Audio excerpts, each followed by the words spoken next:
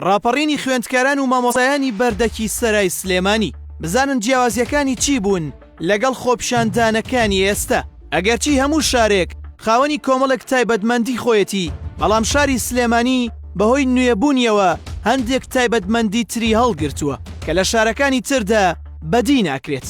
یەکێک لەو تایبەتمەندیانە سازدانی یەکەم خۆپیشاندانی مەدەنیە لە مێژووی ئەم پارچەی کوردستاندا کە لە 6 ئەیلولی ساڵی 1930 سازکرا و تا ئێستاش بەشێکی زۆر لە مێژوونووسان ئەمە بە سەروەریەکی گرنگ دادەنێن لە ڕووی ئاکاری مەدەنیەوە لە شاری سلێمانیدا. ڕێکەوتی 6 نۆی ساڵی 1930 لە بەردەکی سەرا لە شاری سلێمانی ڕاپەڕینێکی جەماوەری هەڵگیرسا کە تێیدا بۆ یەکەم جار توێژی خوێندکار و ڕۆشنبیر و مامۆستا و فەرمانبەر و کاسبکارانی شار لە دژی دەسەڵاتی حکومەتی عێراق و بەریتانیا ڕاپەڕین. ئەم ڕاپەڕین و خۆپیشاندانە کۆمەڵێک هۆکار و خواست و داواکاری گرنگی لە پشتەوە بوو کە لە چاو ئەو داواکاریانەی ئێستای ناڕازیاندا جیاوازیەکی قوڵیان هەیە. لەوانە پەیمانی عێراق و بەریتانیا لە ساڵی 1930 هیچ بەند و مادەیەکی لەبارەی کورد و مافەکانی لە باشووری کوردستاندا تێدا نەگونجێنرا بوو.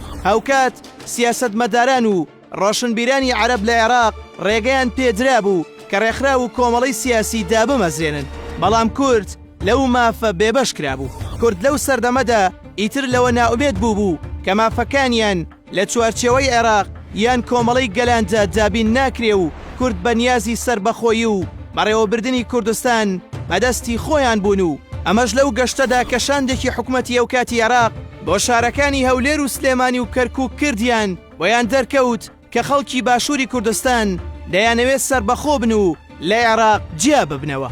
هاوکات لادانی تۆفیق وەهبی لە پۆستی پارێزگاری سلێمانی کە کەسێکی نیشتیمان پەروەر و تێکۆشەرێکی ناسراوی کورد بوو هۆکارێکی دیکە بوو.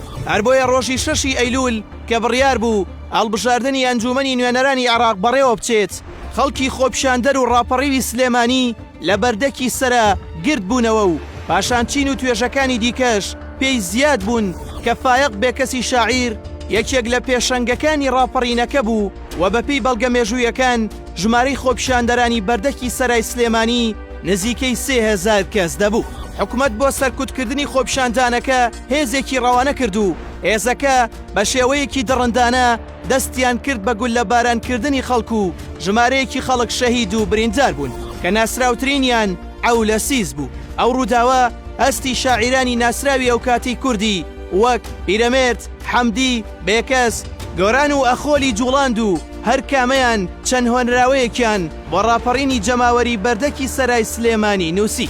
جیاوازی ڕاپەڕینی بەردەکی سەرای سلێمانی لەگەڵ خۆپیشاندان و ڕاپەڕینەکانی تر ئەوە بوو کە لە جیاتی شێخ و سەرۆک عەشیرەت و دەرەبەگە گەورەکانی ئەو کات ئەم جارە خوێندکاران و ڕۆشنبیر و کاسبکار و مامۆستایان و فەرمانبەران و کەسایەتێ ناسراوەکان سەرکردایەتی خۆپیشاندانەکەیان دەکرد. ئەو ڕۆژە بووەتە ڕۆژێکی گرنگ لە مێژووی شارەکە و کوردستانیشدا. بەڵام ئێستا دوای ساڵانێکی زۆر داواکاری خۆپیشاندانی خوێندکاران و ڕۆشنبیران و چین و توێژەکان لە ئاستی داواکاریەکاندا پاشەکشەیەکی بەرچاوی بەخۆیەوە بینیوە. خەونی گەنجان و ڕۆڵەکانی نیشتیمان بەمەبەست بەچوو کراوەتەوە بۆ هەندێک داواکاری کاتی و بچکۆلانە. زۆر گرنگە خوێندکاران چاوێک لە مێژوو بکەن تا لە ئاستی خەونەکانی ئێمەی کورد بۆ سەربەستی و مافەکانمان پاشەکشێ نەکەن. هەروەها لەوەش گرنگتر ئەوەیە تەواوی چین و توێژەکان خەمی مامۆستا و خوێندکارێک بە خەمی خۆیان بزان و لەگەڵیاندا بەشداری گرتبوونەوە و داواکردنی خواستەکانیان بکەن.